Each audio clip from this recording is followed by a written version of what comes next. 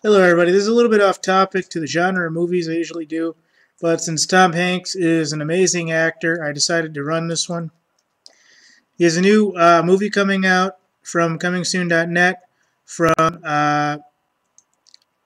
Bridge of Spies, directed by Steven Spielberg, starring Tom Hanks. So I'm going to go ahead and go through this a little bit for you guys.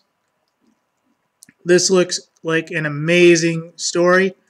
We always expect good things from Tom Hanks. Nobody I know has met him. I don't know anybody that's met him. I haven't met him. But I've heard good things that when you're in his company, that he is always a good person, unlike some actors I can tell you are not the best of hosts or not the best.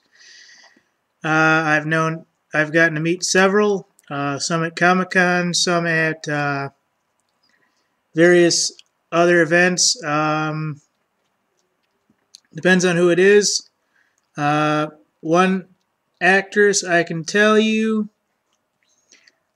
Mia Jovovich, is actually pretty sincere, kind of a gamer chick type thrill to her. But I've never met Tom Hanks, and so here we go. DreamWorks Pictures and Fox 2000 Pictures have debuted trailer for Bridge of Spies, the upcoming dramatic thriller directed by three-time academic winner Steven Spielberg, Private Ryan, Schindler's List, Forrest Gump, Philadelphia.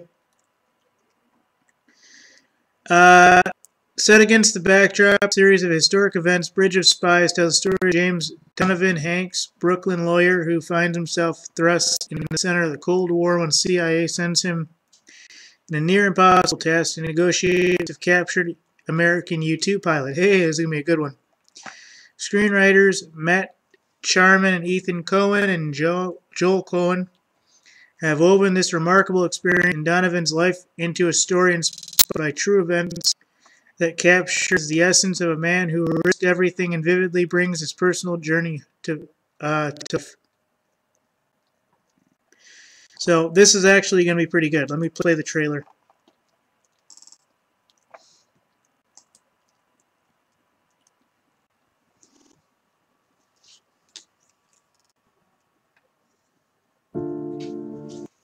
You've been selected for a mission you are not to discuss with anyone outside of this room. We are engaged in a war with the Soviet Union. This war does not for the moment involve men at arms. It involves information.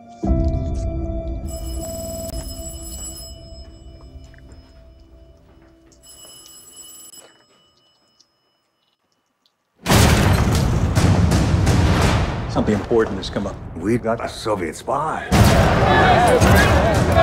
But there's a wrinkle. They got our spy pod. With a head full of classified information. The Russians want their man back. Cracks. We want you to negotiate the swap. I'm an insurance lawyer. I'm not sure I'll pick that up. Good at what? This will be a first for the both of us. You should be careful. I'm talking to you about the secure country. Why aren't we hanging here? You're asking me to violate the Constitution. You people will look at us, the family of a man trying to free a traitor. Everyone deserves it. Every person matters.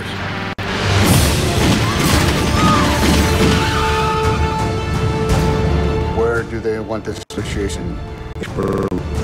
If things go south, you can't rely on any help. Just tell me that I'll be in any danger. I don't even care if it's to hold on to.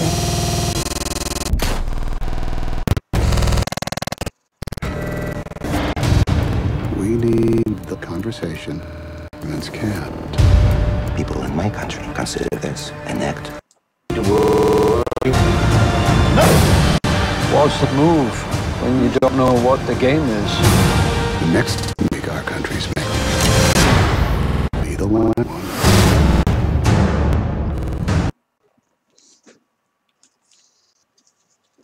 As you can see, that looks amazing as always from Tom Hanks movies. So I'm very happy to bring this to you guys.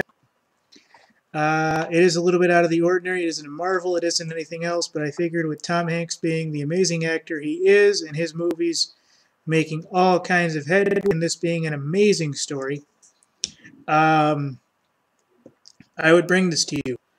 The U2 story actually kind of hits home a little bit. My grandfather, when he was in the Army, said they were always putting, what are they going to call it, soldiers who would be in pilot programs and various other programs. He was a tank driver in Korean War.